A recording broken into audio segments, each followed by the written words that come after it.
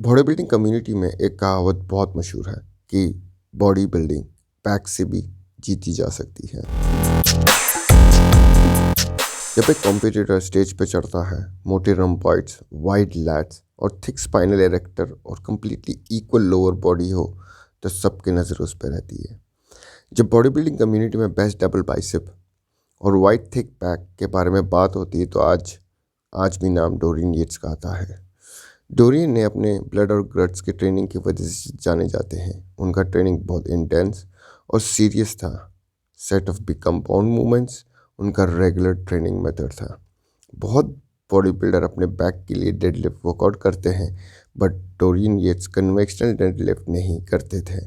उनका deadlift different style का था, जहां वो अपने फर्स्ट रेप तो फ्लोर से उठाते थे, लेकिन बाकी के 9 मिड चिन से शुरू होता था।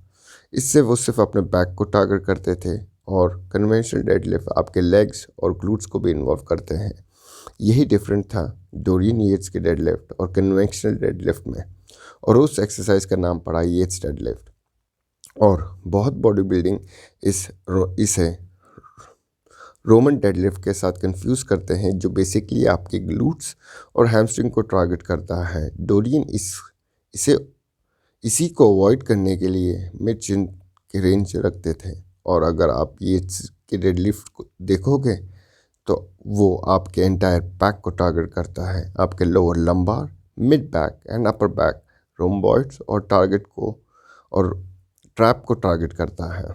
नाउ ये कन्वेंशनल डेडलिफ्ट से डिफरेंट कैसे हुआ? पहले तो कन्वेंशनल डेडलिफ्ट, आप इस पोजीशन फ्लोर पे लैट्स को देखो, वो अंदर की तरफ मुड़े हुए हैं, बाहर को अपनी तरफ खींचते हैं, और इस मूवमेंट से आप देख सकते हैं ग्लूट्स और हैमस्ट्रिंग का इन्वॉल्वमेंट ज़्यादा है ना कि बैक की। लेकिन येट्स के deadlift range of motion mid chin पे ही रोका जाता है, और वहाँ से फिर ऊपर बार को अपनी तरफ खींचा जाता है, और आपके शोल्डर कभी फुल्ली रिट्रैक्ट नहीं होते, जिससे ट्रैप रोम्बॉइड्स फोर्सफुली स्कैपुला को पुल करता है लोडिंग के वक्त। स्कैपुला के इस पोजीशन में पुल करने से मैक्सिमम मसल टेंशन ट्रैप्स, रोम्बॉइड्स और अपर और मिड बैक को फटीग कर देता है, जिससे मसल हाइपोट्रोफी बढ़ती है। आपकी ग्लूट्स और हैमस्ट्रिंग उस वेट को लॉक्ड रखता है एंटायर मूवमेंट। और सबसे इम्पोर्टेंट बात डेडलिफ्ट के बारे में है कि मोस्ट बॉडी बिल्डर जब इस एक्सरसाइज को परफॉर्म करते हैं, वो इससे पहले एज फर्स्ट एक्सरसाइज प्रेफर करते हैं, क्योंकि टायरिंग और मोस्ट एनर्जी लगता है। लेकिन डोरियन अपने डेडलिफ्ट अपने एंड ऑफ द वर्कआउट करते थे। रोइंग, पुल डाउन, चिनअप्स और बाकी heavy sets of back movements के बाद डेडलिफ्ट लगाते थे, पूरा बैक को थकाने के लिए। सोचो कैसा बंदा होगा। ये प्री फिटिंग टेक्निक से वो अपने बैक के मसल को और ज़्यादा इंगेज कर सकते थे, क्योंकि वो पहले से ही मसल को फटीग थका देते थे। यह प्री एग्जॉस्ट टेक्निक से मिलता जुलता है, सिमिलर इफेक्ट पड़ता है।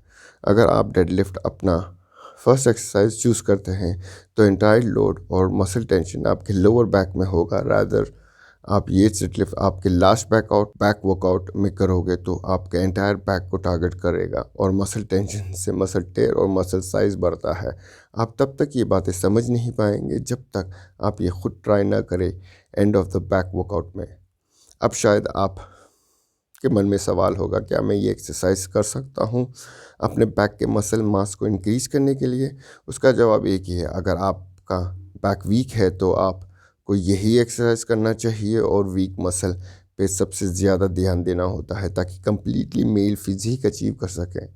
आपका गोल तो ध्यान में रखते हुए, आपका लोअर बैक वीक है, अपर बैक या ग्लूट्स और हैमस्ट्रिंग और अपना बॉडी स्ट्रक्चर को ध्यान में रखते हुए एक स्पेसिफिक एक्सरसाइज चूज कर लें अपनी ज़रूरत के मुताबिक।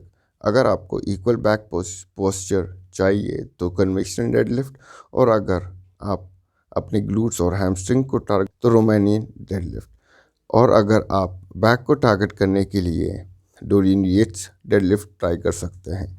डोरियन अपने बैक को बहुत सीरियस लेते थे, इसलिए वो अपना डेडलिफ्ट हैवी और प्रॉपर मूवमेंट के साथ करते थे। अगर पूरा बैक आपका फोकस है, तो आपको येट्स डेडलिफ्ट ट्राई करना चाहिए। नीचे कमेंट करके बताएं, क्या आप ट्राई करेंगे डोरियन येट्स का डेडलिफ्ट?